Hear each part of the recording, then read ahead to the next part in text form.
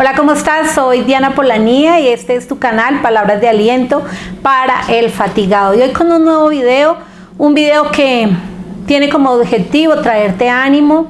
Ya vamos en algún tiempo de experimentar lo que ha sido este tiempo de cuarentena a causa del coronavirus. Es un tiempo en donde hemos tenido la oportunidad de reflexionar, de pensar acerca de nuestros caminos y de si algo el Señor tiene para enseñarnos a nosotros. Yo creo que ha sido un tiempo de recogimiento, en donde ha habido arrepentimiento, en donde hemos mirado al Señor y espero que así sea, en donde los que conocemos al Señor hemos tenido la oportunidad de permitir que Él, a través de su palabra y de su Espíritu Santo, revise nuestras vidas, nos diga en qué áreas hemos estado actuando mal, con ingratitud, tal vez con tibieza en nuestras vidas, tal vez llevando una vida a medias tintas. Y ha sido también un tiempo en que los que todavía no le habían dicho sí al Señor, ahora se lo están diciendo. Ahora la gente esté volviendo sus ojos, y no solo sus ojos, sino que su corazón a Dios, para decirle que solo Él los puede ayudar y para reconocerlo como Dios, y también para revisar sus caminos. Y pienso que quien no le ha dicho sí todavía a Dios y quien está indiferente, pues está desaprovechando una gran oportunidad de parte de Dios. Quien no te acepta tal vez una invitación a orar, o quien no te acepte una invitación a estudiar la palabra, pues no te está rechazando a ti en este tiempo, sino que está rechazando al mismo Dios. Así es de que ya teniendo un tiempo para haber reflexionado, para estar con Dios y escucharle y cambiar actitudes, hoy viene para cada uno de nosotros una palabra de ánimo: no desmayes. El Salmo 27 nos habla acerca de esto en el versículo 13. Hubiere yo desmayado si no creyese que veré la bondad de Jehová en la tierra de los vivientes. Y este versículo me lo dio el Señor a comienzos de este año, porque es que las crisis no solamente están ahora. Hay personas que ya iniciaron el año en crisis, o que vienen con años anteriores viviendo, experimentando una crisis. Y el Señor me ponía a pensar en este versículo donde dice Él: hubiera yo desmayado si no creyese que veré la bondad del Señor.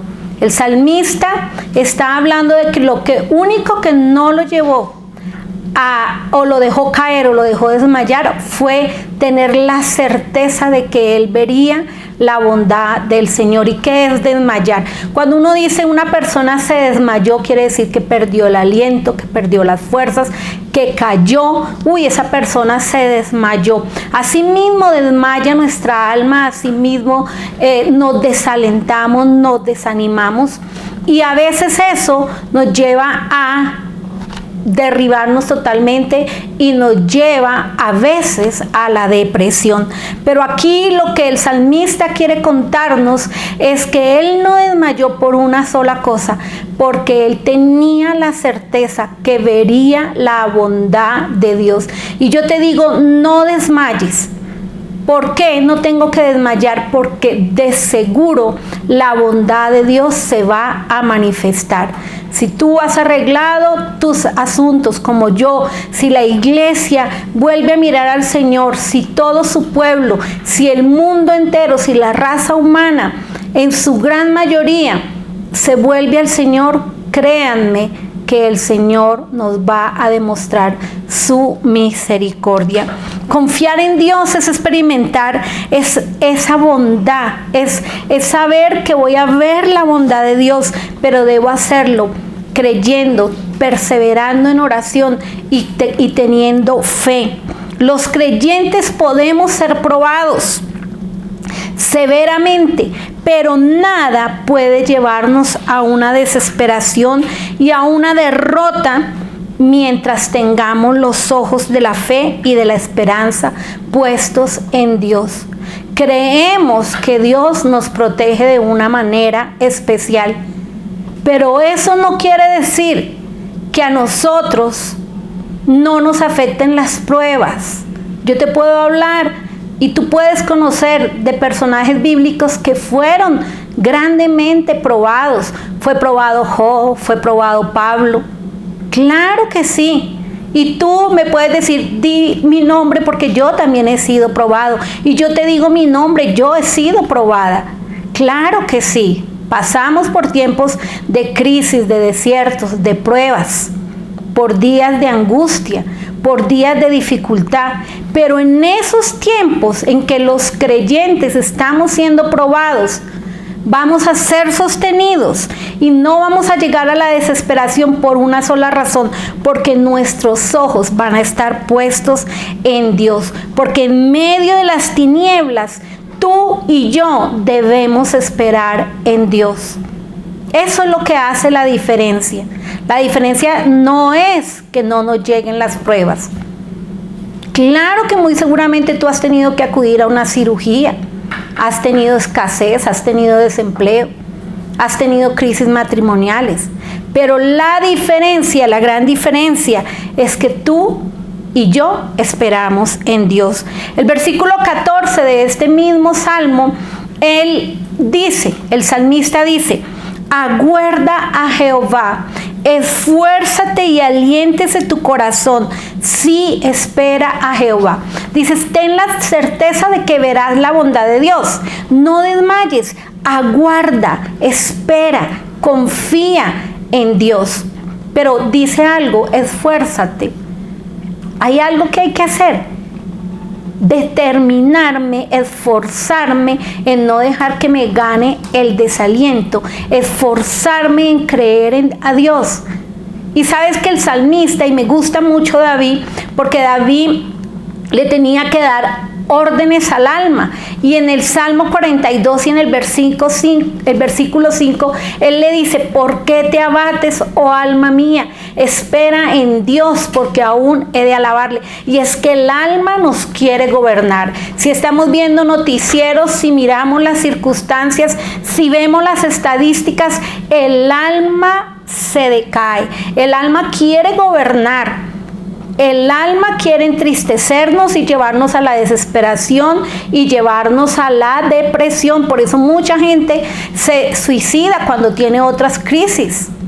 ¿Sabes por qué? Porque el alma toma una posición muy alta y nosotros no le damos órdenes al alma. Si tú eres hijo de Dios, si tú eres conocedor de la palabra, tú tienes que hablarle a tu alma. Tú tienes que poner a tu alma en la perspectiva correcta, como lo hizo David. Le dice: no te abatas. Y comienza a recordarle promesas y comienza a hablarle de Dios. Dios todavía está en su trono. Dios todavía puede hacer milagros. Y esa posición es la que tú debes tomar ahora para hablarle a tu alma y que tu alma no te llene de zozobra y de desesperación. En el Salmo 43 y en el versículo 5 vuelve a aparecer esta frase: ¿por qué te abates, oh alma mía? ¿Y por qué te turbas dentro de mí? Espera en Dios, porque aún he de alabarle. Mira que me gusta el Salmo 20 y el versículo 5, y lo leí este año también en una versión muy bonita. Dice que haremos un griterío de victoria, que haremos una algarabía, que levantaremos banderas por las respuestas de Dios. Tal vez ahorita no haya griteríos de alegría, pero cree, el Señor hará milagros, el Señor nos enviará ayuda, el Señor nos desamparará, y por esa razón podremos dar esos gritos de alegría. Anuncia la fiesta antes de haber pasado la prueba. Eso es hermoso. Tenemos que anunciar la victoria del Señor por su bondad, aunque todavía estemos en prueba. El Salmo 62:5, el salmista le vuelve a hablar al alma: alma mía, en Dios solamente reposa, porque de Él es mi esperanza. Él deja dos cosas claras. Le dice al alma: tranquilícese, no se me enloquezca, no se me descontrole, ubíquese. Pero le dice la segunda cosa. Y la segunda cosa que le dice: al alma es que solamente confíe y espere en Dios. Mira, no puedes estar esperando en el gobierno, no puedes estar esperando en tu empresa, no puedes estar esperando en tu familia, no puedes estar esperando en tu líder porque ellos son humanos, son de carne y hueso. ¿O acaso no están resguardados igual que tú? Están en modo quédate en casa, porque son carne y son hueso.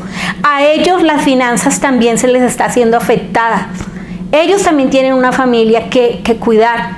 El gobierno no es Dios. Entonces no pretendas poner la esperanza en el gobierno o en un excelente líder o en un ministro, ni siquiera en un familiar, porque cada uno tiene sus propias luchas, sus propias necesidades. Solamente en Dios. Mira, pon tu mirada en Dios, descansa en Dios, confía en Dios, que Dios hará. En Isaías 40, versículo 27 al 31, tú lo puedes leer todo, dice: Él da fuerzas, Él multiplica las fuerzas al que no tiene ninguna.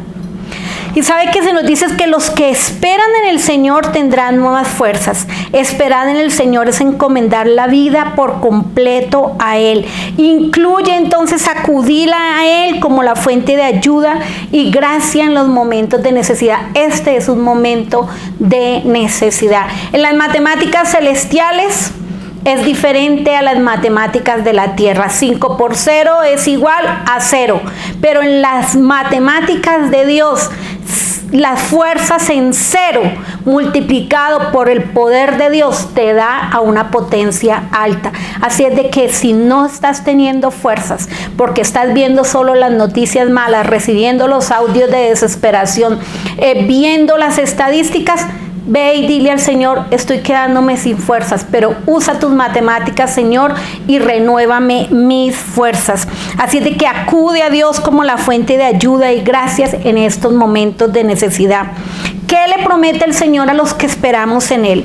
Nos promete mínimo 3 cosas. Primero, el poder de Dios para reanimarte en medio del cansancio y de la debilidad, del sufrimiento y de la prueba.